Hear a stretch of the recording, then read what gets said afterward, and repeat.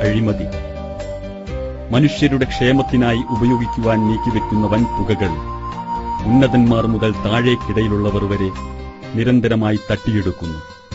കോടികളുടെ അഴിമതിയുടെയും കുംഭകോണങ്ങളുടെയും കഥകളാണ് നാം ദിനേന കേട്ടുകൊണ്ടിരിക്കുന്നത്. ഫിനോഫ്തലിൻ വിതറിയ നോട്ടുകളിലൂടെ ഇടനിലക്കാരും താഴേക്കിടക്കാരും മാത്രമാണ് കുടുങ്ങുക. വൻകിടക്കാരെ പിടികൂടാൻ നമുക്ക് സംവിധാനങ്ങളുണ്ടെങ്കിലും ഉത്തരവാദപ്പെട്ടവർ കണ്ണടയ്ക്കുകയാണ് ചെയ്യുന്നത്. അഴിമതിയുടെയും കെടുകാര്യസ്ഥതയുടെയും കൂത്തരങ്ങായി നമ്മുടെ രാഷ്ട്രീയക്കാരും ഭരണകർത്താക്കളും മാറുമ്പോൾ അഴിമതികൾക്കെതിരെയുള്ള ബോർഡുകൾക്ക് എന്തുവില? സാധാരണ നടക്കുന്ന അഴിമതിയുടെ ഒരു ഉദാഹരണമാണ് മോഡലായി ഇവിടെ കൊടുത്തിരിക്കുന്നത്. ആദിവാസി ക്ഷേമനിധി അർഹരിലേക്ക് എത്തും മുമ്പ് ഉന്നതരുടെയും നേതാക്കളുടെയും മറ്റും പോക്കറ്റുകളിലേക്ക് ചോർന്നു പോകുന്നു.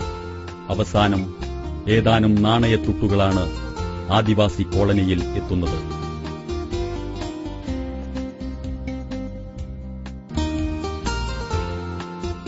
അഴിമതിമുക്തമായ ഒരു രാഷ്ട്രമായി നമ്മുടെ നാടിനെ മാറ്റിയെടുക്കാൻ നന്മയുടെ വക്താക്കൾ പരിശ്രമിക്കേണ്ടതുണ്ട്.